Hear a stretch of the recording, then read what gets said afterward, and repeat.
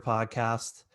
This is the podcast where we have conversations with insurtech leaders, insurance leaders, people who are making change occur in insurance and doing things that are quite interesting. And to continue on the topic that we've been going on for, better part of this year since the pandemic started, just talking about, everything that's occurred. A lot of people have really gotten into fitness and wellness, and I just can't get enough of it. And so when we see a company that's doing really interesting things around there, we want to have them on and have that talk. And so Jane, welcome. Jane from Optimity, welcome to the Coverage podcast. Thank you for having me. I'm excited to be talking about this topic. It's my favorite topic. So Good. Well, let's really dig into it because it's been my favorite topic. I have, just so you know, I have my drink with vitamins in there. And for you, I am prepared. I have my Halo and my iWatch. So I wanna really dig into it. Jane, I start all of these podcasts by going into or giving an elevator pitch, allowing the guests to have an elevator pitch. So why don't you go into there? Who are you? What do you do? And why is it important? sure. So my name is Jing Wang, and I'm CEO and co-founder of Optimity. We make a tool for people to use behavior science and gamification to personalize goal achievement. And most of those goals are around health, but now health is more holistic. So physical health, nutrition, mental health, social connectedness, and financial wellness. We work with different types of enterprises, everyone from I would say employers to insurance Mhm. companies as customer engagement and health outcomes driving type of software apps on their phone, health rewards programs. Okay. So it's your favorite topic, right? It's one of mine as well. I want to learn more. What talked before Optimity existed? What was going through your mind? What did you see? What was underserved? And why did you feel the need that Optimity needed to be born? Yeah, so prior to this life, I was working. So my background is a mortality risk specialist. I was building technology for some of the largest big pharma companies for patient tracking. So we were using behavior science as well, but for mortality outcomes for the more complex and exciting phase 2, phase 3 trials. I built, for example, one of the first apps that is collecting information from everything from the EMR to MRI scans for HIV, ovarian cancer, MS, and Alzheimer's. So it's different Okay. types of problems. And in 2010, 2011, I was working on early cancer prevention, ovarian cancer. And unfortunately, during that same time period, my mother was diagnosed with late stage cancer. And she was really young at the time, 52. And then she passed away 6 months later. That it was definitely a painful experience for me, seeing someone that I love go through something that I'm working so closely on, but just not quite able to provide some of the state of the art tools that we had that were expensive and awesome, that were keeping thousands of strangers alive and well, but are not able to do the same thing for someone in my own backyard. So um, it's it's kind of out of that pain that I started thinking about how can we take those complex tools and commercialize it in a way that the consumers in our own backyard can get access to it. Mhm. And I guess it wasn't only me that's feeling that.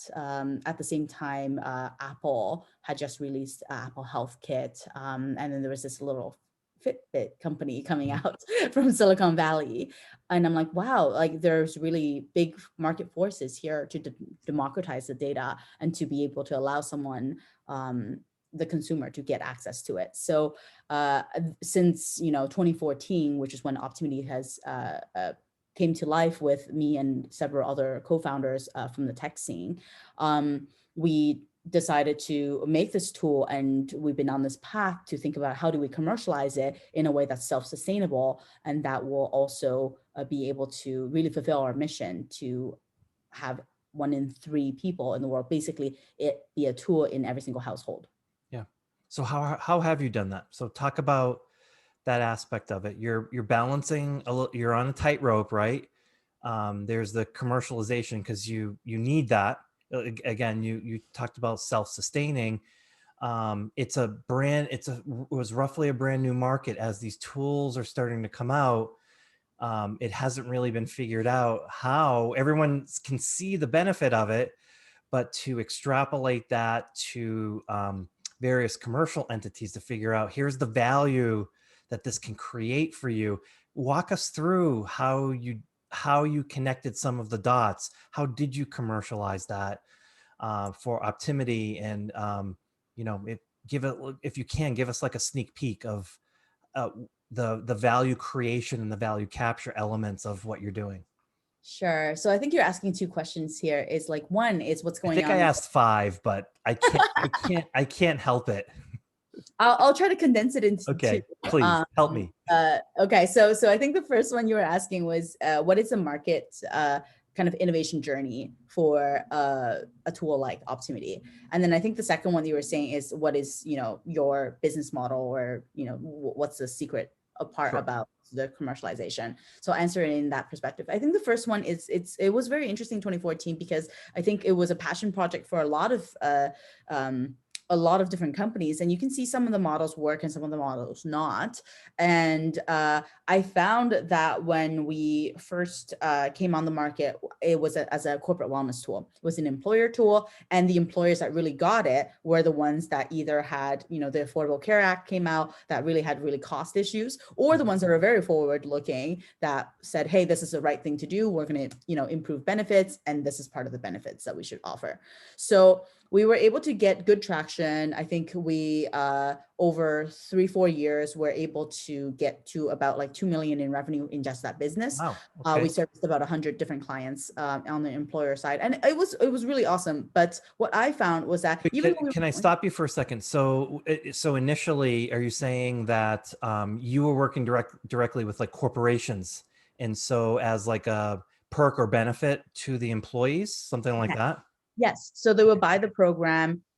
We specialize in micro activities. So small things, think of it almost as work recess. So these are little things that people can do, even as you're sitting with me, like, you can do things for your back pain and, right. Are you crossing your legs? Are you actually tightening your core? These are basic things you could be doing to improve your well-being. So we help with that, and we reward them for the activities they do. And we've actually done a study with Sun Life in 2016. Sun Life is one of the large carriers in Canada, specifically on a client that we were working with and looking at, cases of sciatica, back pain, and how that's reduced in the drug claims, the prescription pills, pain medication pills for these specific conditions by just mobile coaching to help them with these tiny little habits that improve outcomes.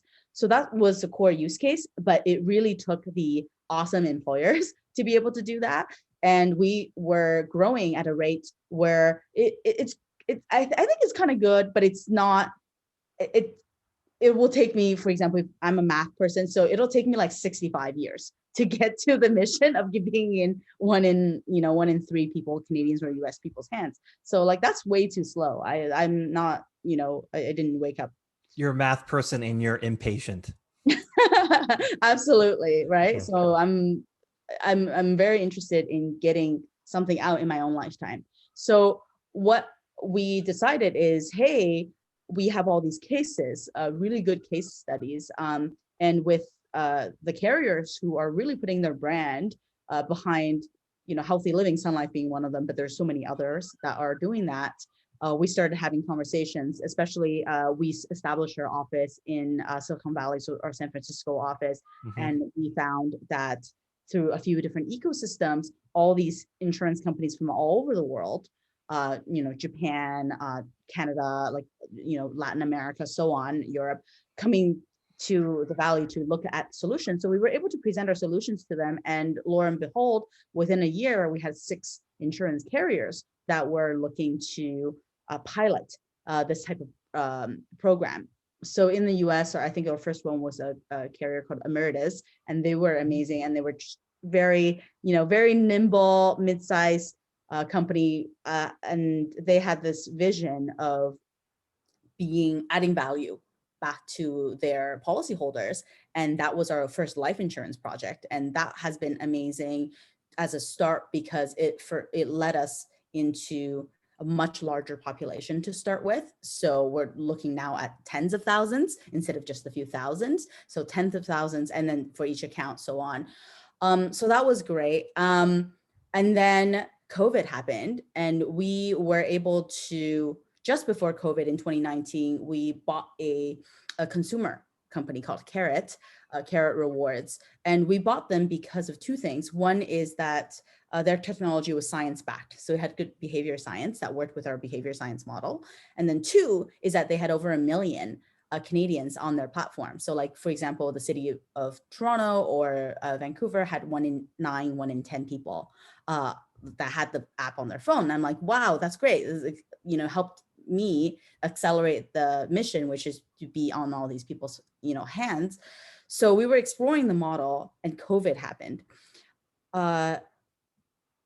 It was really fascinating Mhm. because the COVID-15 is real. Uh, People like you, oh, right, are very interested in just maintaining or coming back Well, into shape. There's so much I, stuff happening. I think people's sense of mortality kicked in. Like they're seeing all of this death around them, and you can't help but just say, well, for one thing, I might catch this thing, right? And for another, it just makes you see all that misery. It just makes you rethink, what's important. And you're like, I want to live a long time, right? I better start like making better decisions. Yeah, and you're trapped. Mm. You're trapped Yeah. in your homes, right? You don't have the basal exercise that you need. Your mental health, you don't get the social Yeah. connectedness that we just all take for granted. Um, and patterns have changed. And now we're feeling the effects of that in a prolonged duration. This is the most intense scientific study on the mass Yeah. population scale. And we, fortunately, us were able to basically capture that in our growth. So we went, you know, kind of gangbusters on launching our program. First, very quickly on the COVID units with the carriers that we were already working with, um, and we at that point we had about 12 partners, over a dozen partners that we were launching different types of pilots and experimentations with, and some of them were ready to scale. So we saw some scaling projects last year, which is actually kind of super fascinating during COVID, because we were fully digital. So it's like, how does that work, and is it going to be successful? And thank God you know it it was all fully ready when March hit. And then we just saw like a 15 times growth at a awesome cost of acquisition for every single user, which is also something that we had to Yeah. watch very, very Yeah. carefully. Yeah, so we were able to reach about like 2 million people onto our member Wow. list, and it's still growing at the, this kind of the same rate. So I'm excited for the post COVID recovery, to be honest. So I'm like in the having now this post COVID thing and Yeah. double checking my life insurance, buying more, doing that sort of stuff. I can't help but think, given my superpowers now and my mental attitude, I'm getting quotes from life insurance companies, and I have two little ones, so I need to go out like 20 years. I want to make sure that they're taken care of should anything happen all the way through college. So once they're done, they're on their own. Um, and so with the current suite of products, I keep thinking, well, I'm locked into this price. Like, even if the technology comes around, they're not going to lower the price if I do a good job taking care of myself. And so, can you talk a little bit about how Optimity can engage with, let's focus on life and health carriers, but however you want to split that up, but the ability to use this data for all different purposes, underwriting, pricing, this and that. Like I want a partner company that I'm spending this money on. I want them to use this data. Go ahead, use it. But if good things come from it, give me the benefit and give me the credit for that. And you're I'm starting to hear little things out in the marketplace of companies wanting to do that, but I haven't really seen anyone kind of sink their teeth into. Can you talk a little bit about that and what Optimity could do for companies that have these legacy products, and how they might be able to use that data to basically change the way the product is structured, underwritten, priced, and so on? Yeah, and I think that conversation is from a thread that comes from, Vitality, like John Hancock's product, that in health engagement. So we were pulled into this industry, uh, I would say, when John Hancock has already launched Vitality. So I've heard so much about this, and it's really, I think we that's we did we did interview them, so they're one of the few that have done something. I think it hasn't become mass market yet. yeah. So I think that's the challenge, because if we were to like copy what they do, I think that's actually leaving a lot of stuff on the table. And I'm kind of glad not to be a person that grew up in the insurance industry. I grew up in kind of mass market consumer pharma, like health. Like, so You I think think differently. I think so. I think so. Yeah, yeah. So I don't think necessarily it needs to be tied to product. So actually, in all of our implementation, it's not necessarily uh, tied directly into product. Although I think product discounts is one of the angles that it would work, and we do participate in experimental work in that to replicate that model. I think there's a lot of other things on the table. So the first thing is that similar to you, during COVID, I actually had a baby. Oh, So congratulations. yeah, I have a 3 months old now, and it's been such a life-changing experience. So I mean I had life insurance, but my Now you husband did need now you not. need more. I do need more, but my husband did not. So he's Okay. getting his first life insurance, and he got it now. But he definitely wanted to go fluidless. He didn't want a single person coming to our house, right? Like, definitely not. I was pregnant at the time. Like, I'm high risk.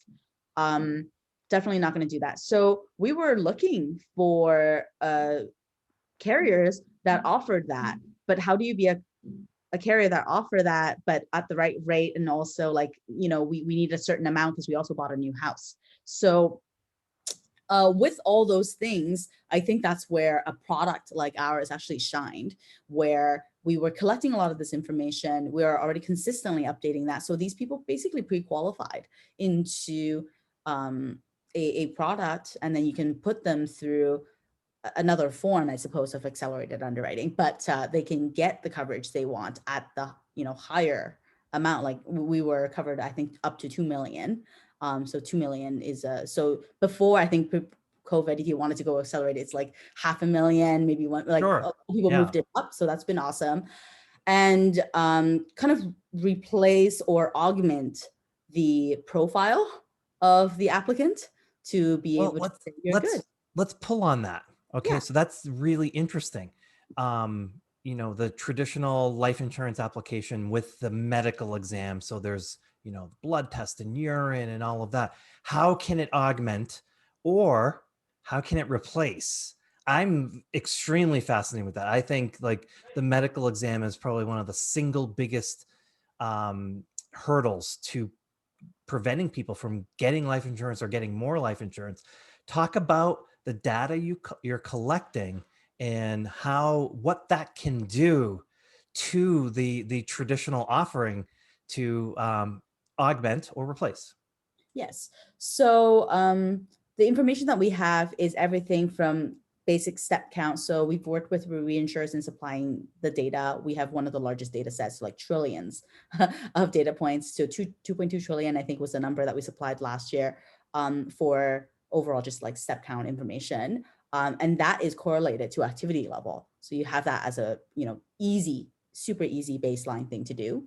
And then on top of that, we build our own score. So I was doing that specifically for diseases. So we had all these different types of disease oriented score, but then an overall score Hmm. is taking into account the holistic view. So it's not just family history or current activity, because steps is new, but it also looks at, how often do you go to the dentist, all these type of like kind of lifestyle um, qualities of it, and we boiled it down to basically 25 basic things that we pull into the score, and it's built like a FICO score. So I had participated in specific score building for even new immigrants for some of the banking systems. So it's taking the same type of thinking but applying it to uh, overall qualifying someone holistically as a person. And then we can also do disease specific ones, for example, diabetes, heart disease, all those ones that Yeah. I worked on. And then on top of that, we can also augment it with different types of trends of habits. So as I talked about micro habits and things like that, these habits, we don't just look at the habits as their own, as people log them or as we are syncing with their devices or anything like that. We look on top for the metadata in terms of coachability. So psychographics. We do these like learn and earn quizzes, and these quizzes, it's very clever in terms of how we do behavior economics, because people talk about behavior economics, sometimes they talk about like gamification, just putting points against something. This That, is that's how I think of it. That's how I've thought of it. So I'm very interested to hear what you have to say here. Yeah, so we use the basically there's two models. There's a CAP model, and then there's also the basically the trans theoretical model of behavior science. So this is beyond just like points, giving you points for stuff, because there's fatigue that's associated to it in terms of long term. So you're not going to get all the long term effects unless you're really working on education. So micro learning, micro education, and that's actually the base layer of behavior science that often Mhm. uh, some people don't really look at, and it's actually not really present in all gaming. So we, for example, a lot of our head of product and also engineering came from gaming companies, but we realized as we were working through building our product that we needed this education layer, and this education layer is what really sets us apart in terms of how we ask questions. Because as we ask people questions about themselves, or for example, one of the opening questions is, which one's healthier for you, table salt or sea salt? I would say sea salt. Actually, they're pretty much the same, right? So, and then we go into a did you know, and we explain the science behind these things and why people think certain way. It really triggers a curiosity cycle Yeah, it within the does. people Yeah, versus I'm not trying to sell you anything. I'm just, educating you on different facts. yeah. And it helps people understand, learn the things that they think they know a lot about, but they probably just know a dangerous amount to right, to be Yeah. able to do anything about it. So we do that, and we drip that in literally over the whole year in a really thoughtful way. And that is the mechanism for which we change behavior, and we incept um, this curiosity and self-optimization type of learning loop within the users. And then at the same time, we're in the background looking at that data.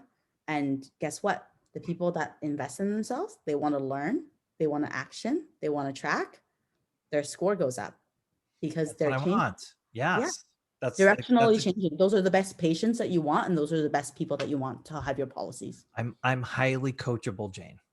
That's I great have to to hear. say, but sure, I fell into bad habits, right? I'm a startup founder myself, living in a rural area with cold weather, and I looked at like my walking stats, and it was shocking, like how little I did. Plus, with two little kids, right? And so, hey, I want to make up for it, and it was really disappointing taking that life insurance application and going through the questionnaire. Yeah, they simplified it, but when you ask me a question like "How is your health?" and you give me three options: poor, average, or great, I don't know how to answer that. Um, I don't think it's poor. I don't think it's great, but I also don't think it's average. I think it's some. I used to be great, and I think I can be great again. Um, but I think I'm better than average. It could be Lake Wobegon effect, who knows? But I struggled going through that application, especially like they asked a lot of questions that I thought like this is not really relevant, and I have a feeling this they're asking it because they're being forced to ask it or it's legacy or whatever.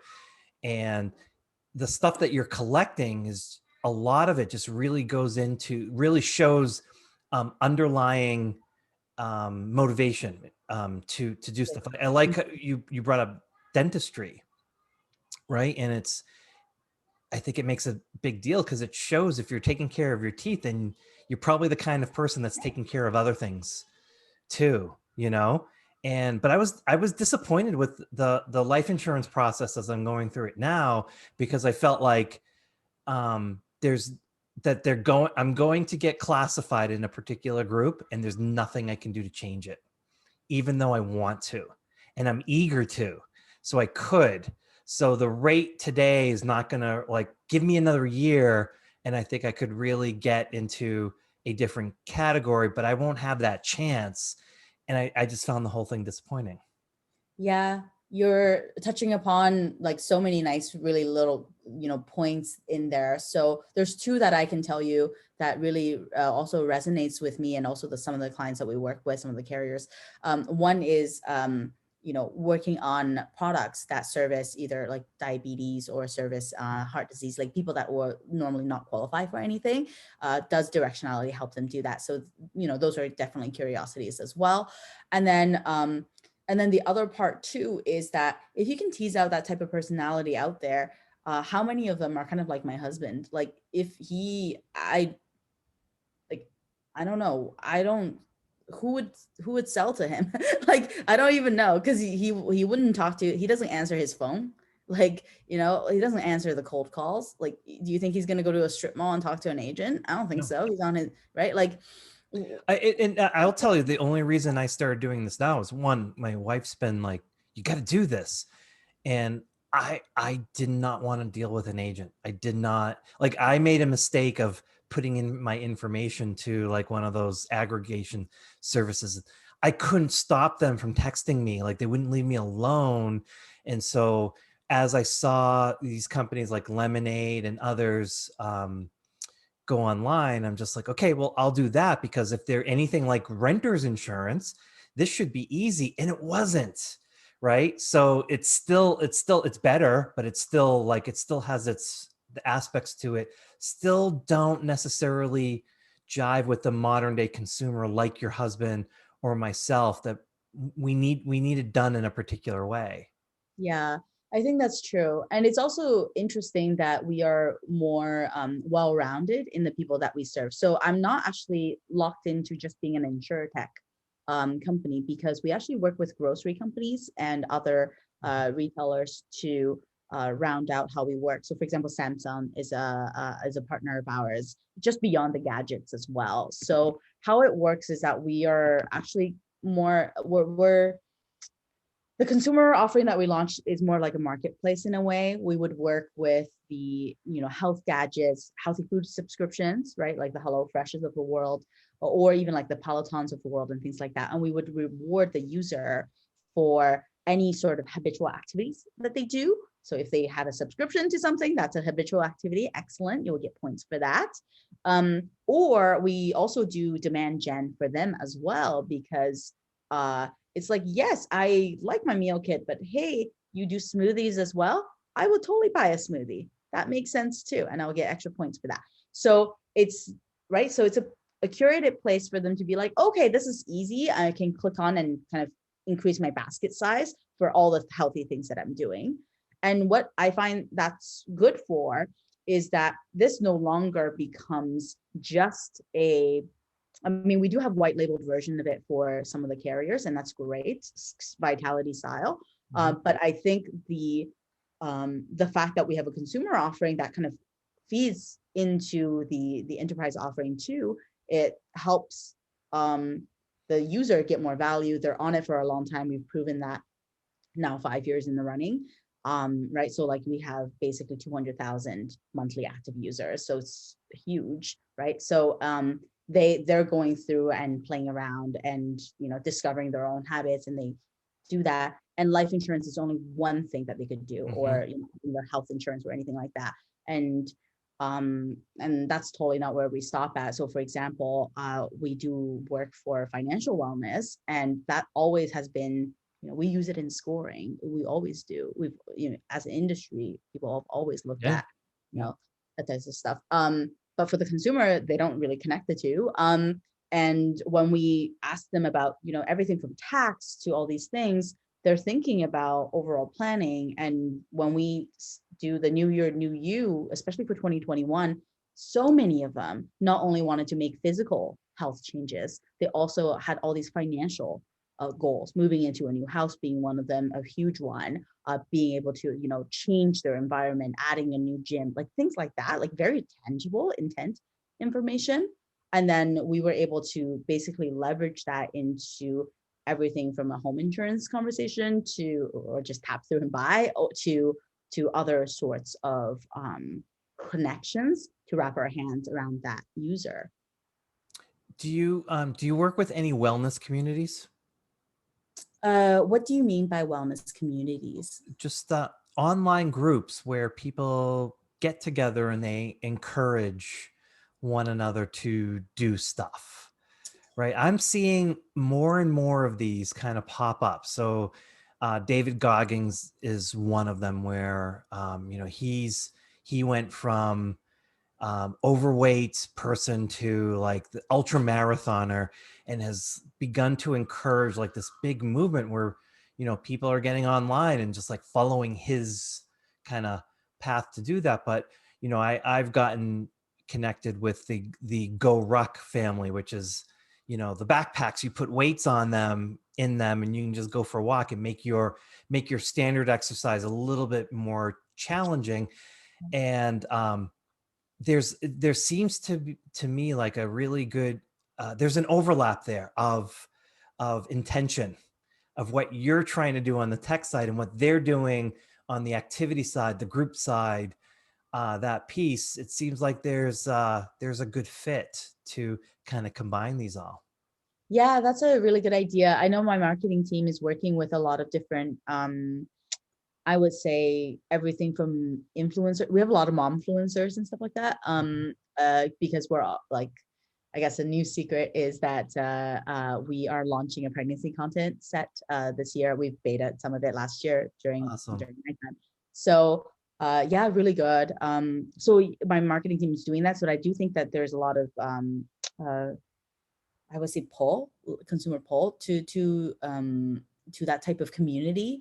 And then we build a community as well. So we partner with different types of communities, and we have a pretty big Facebook following where we launch different type of challenges and things like that to the consumer. So they can participate on there, plus the app and stuff like that.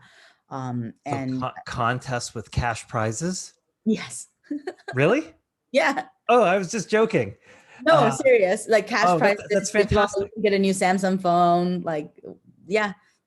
It's so funny like how many times I will on an email someone will say, hey, fill out this customer survey and you'll qualify for a brand new iPhone or something. I'm like, okay, sure, I'll do that. And I think contests are like one of the really underappreciated elements of, people like competing for fun. Some, you get more serious people, but it is a really, I think it's a behavioral mechanism to get people to like come out of their shell or do things they may not ordinarily do, just because we like games, we like board games, we like competing. And if you, especially if you can make it fun, make it like my group, my friends, my community.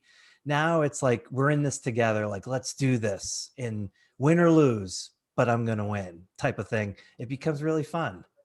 Yeah, I think so. Some of the most successful features that we've tested, and that's another amazing thing about having a consumer platform. We literally could run weekly tests. We don't have to, go through like 3 months or 6 months or 12 months cycles to innovate.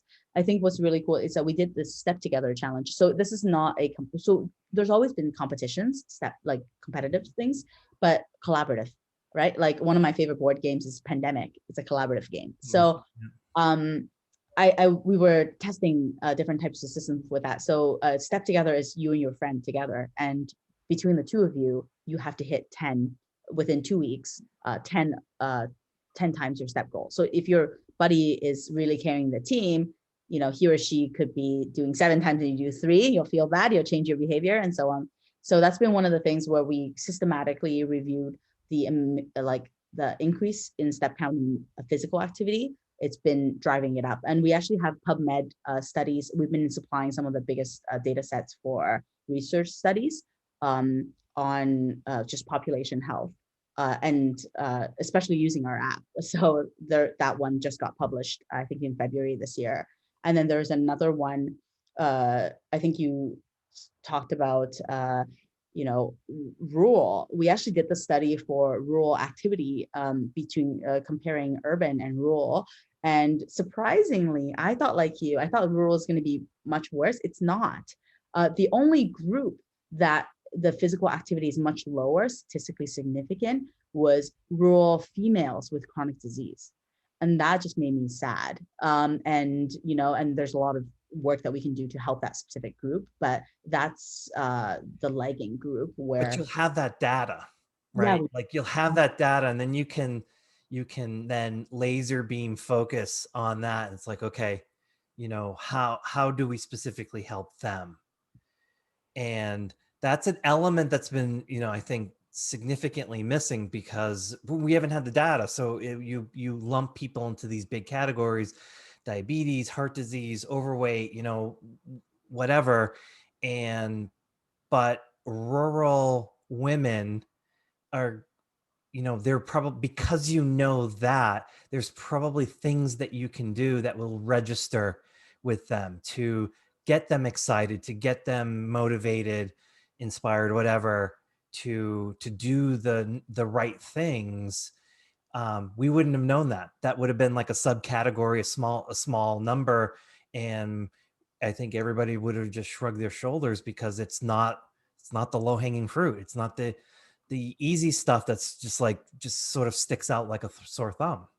yeah, I think the way that we architected the program, because the view that we had to be in every single household, like 1 in 3 Americans or 1 in 3 Canadians, had really allowed us to really think about how do we make this mass market enough, and not just an insurance niche product, Mhm. but really adopted overall. So I think it does help to have that mass market appeal. We were, number 1 in the iOS App Store, number 8 in Google App Store this week. I think that those things are the things that you can experiment on and really figure out where is it resonating. And Yeah. I think the insurance sell, it happens. It's part of the nurture game. It's part of the having the relationship game, having the data game.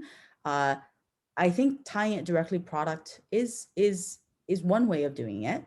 It may, if we did the rice model, if we, looked at reach, importance, effort, and basically our confidence in executing that, if we're using the rice model, I don't know if it'll rank the highest, to be honest, in how you get value out of it as a carrier. You may get value out of it from data from right away. You may get value out of it in persistency within the first year or two. You may get value out of it for cross sell within, the first year or two. Like there are other things that if Yeah. you looked at the overall value, if you're not married to the business model, that could help in just really quickly seeing value from Yeah. something like this. Mhm. And that's a really important takeaway because I think there would be a rush to like, how do we use this for underwriting? How do we use this for pricing? And it's like, wait, there's an interim step you can take that's less risky and still quite useful, right? You can learn a lot and you don't have to rush it to underwriting. But during that validation stage where you're, able to get some sort of value from it in a less risky fashion, right? It's not embedded in our underwriting or pricing. You can then, you'll have a little bit more time, buy yourself some time to then figure out, okay, we're learning so much or so little, but whatever, but we're learning whether we can use this for underwriting, whether we can use this for pricing. And it could spur like the creative aspect within some of these companies to say, you know, if we, perhaps if we bent the product this way, we could create a whole new area. Like that's the massive thing that's missing in insurance is there's a continuity of what has worked in the past, and it kind of that inertia just kind of continues going forward, and things like this will allow the ability to deviate from that. And it's like, well, if we did this other thing with this data, we'd have a whole new product, we'd have a whole new revenue model, we'd have a whole new business. I think insurers get stuck, quite frankly, and they can't think their way out of that piece of it, and they need help from companies like yours that can deliver those sorts of things. Yeah, and in science, when you want a big reaction to happen, there's a big exchange of energy, but there's a big hump, right? It's called activation energy. It's a really big hump that you have to get to to have that jump. And what a catalyst is something in between that reaction that reduces the activation energy so that you can get there faster. And I find that we are actually the catalyst in the very true sense of the word, because even if you have the most slick, buy it online type of system, right? Like you can name quite a few of them, and they're wonderful. I really, really happy, Yeah.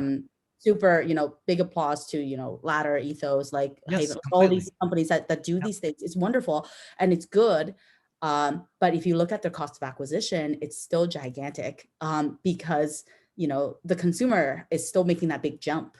But for everyday consumer, what that little catalyst is, oh yeah, I am looking for something to help me with my, back pain, or I'm already tracking my steps. Why don't I get some points for it? That's a baby jump.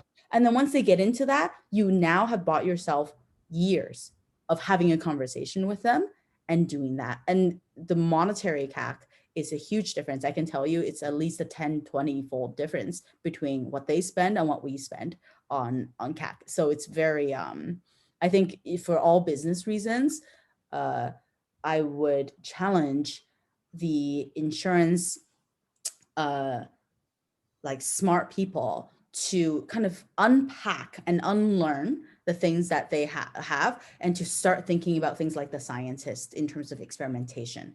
And there's a great new book by Adam Grant talking about the awesomeness of being wrong and really unlearning the ways to do things. I think it's a really great book because I find that um, by doing that, we arrive at better solutions faster. Yeah. It is the one area that I am most appreciative of technology companies as they came in. You know, I agree with you 100%. Like they came in, and from a customer experience perspective, they brought like a new wisdom. It was old for them, but new for us, on like, this is how you need to engage with the customers. But all they did was basically take a paper based analog format and make it digital. And like you said, that didn't really change, because then everybody can do that. So that didn't really change their CAC. They're still like, they had to do that just to stay level, right, with everybody else, right? So the one thing I do appreciate though is the whole lean effort. I love the word catalyst. I studied chemistry in college, so like Yeah. it really resonates with me. And that is a really good point. It's um, for you to evolve your business, you have to make mistakes. You have to tinker. You have to constantly tinker. And but you want to do it in a smart way. You want to do it in a way that reduces risk, right? In the least risky way possible. And that's the scientific piece of what I love about the lean elements that are coming in, is what are the interim steps? We're making this big bet, but there has to be validated learning, and validated learning is science. It's like, what experiments can we run? Whether it's an A/B test or something that's more significant, it's what can we learn that will prove that whether this hypothesis can stand on its own or not. And then we'll move to the next step, and then to the next step.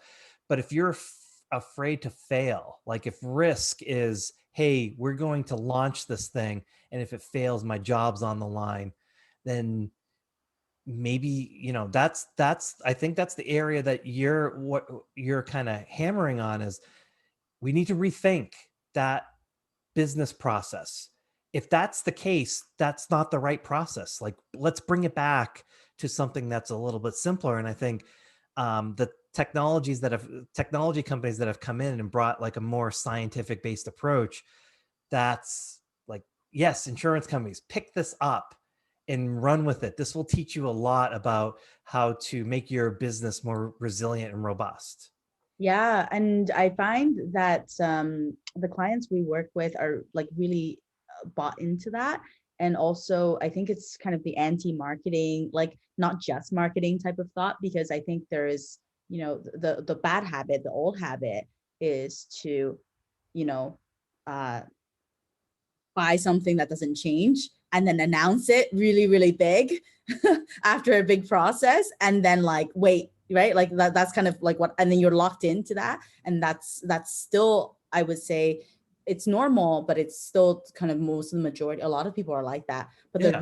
the smart companies that's made a lot of progress with us are really fast and nimble. They do a lot of changes and they actually keep it under the radar. And I think now we're in year 3, year 4, there's going to be some announcements coming out with us. But I think it's just they've been so smart. And, we were saying that we're super low key. That's kind of our style, to like low key, but make big progress. I think that's what it is too, because when you see those, the big announcements, I think sometimes it's, um, there's a lot of, everything from vaporware to things that are not well developed, right? Like it Yeah. looks like an iPhone, but is it really an iPhone? Like, okay, right? Yeah. This has been fabulous. I learned a lot. I'm really interested to see how you pull this off, and so I will put all of your information on the show notes for anyone that wants to get in touch with you. And so, I don't know, departing thoughts, right? 2021, 2022. If this podcast is going to hit mostly people who are in the insurance space, all across the board, health, life, PNC, but insurtechs as well. Give us a parting thought on, how we should be thinking about reacting to 2021 and 2022, to become the types of businesses we want to be, given everything that's happened in the pandemic. Any words of advice as we go into the next 2 years? Yeah, I think I would actually like to do a scientific poll. So, what I would like everyone to do is to now own a $10 virtual dollar, fake virtual dollar.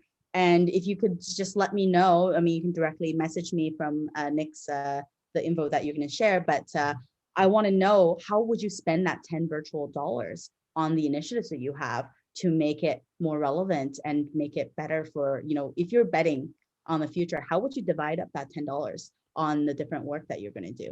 Oh, I'll give interesting. you an answer. Yeah. A poll on opportunity costs. If Yeah. you, with a limited budget, how would you divide the pie up to execute on your business in the next 2 years? I will figure out a way to put that in. So if you're listening to this and you've made it this far, it will be in the show notes, but I'll make sure it's there in big letters. We'll get some sort of Google form or something up to experiment on that. But I learned a lot, and I'm appreciative of you coming on and talking about Optimity and how you view the world, which is it's different enough that it's exciting, So best wishes to your baby and to you and to Optimity for 2021. Thank you so much, Nick. Okay. And Until stay next well. time. Bye Until bye. next time, for Jane, I'm Nick. Uh, be safe, everyone. We're still in a pandemic. Go keep washing your hands and get that vaccine, and be good to one another. So until next time, thanks. Thanks, Jane.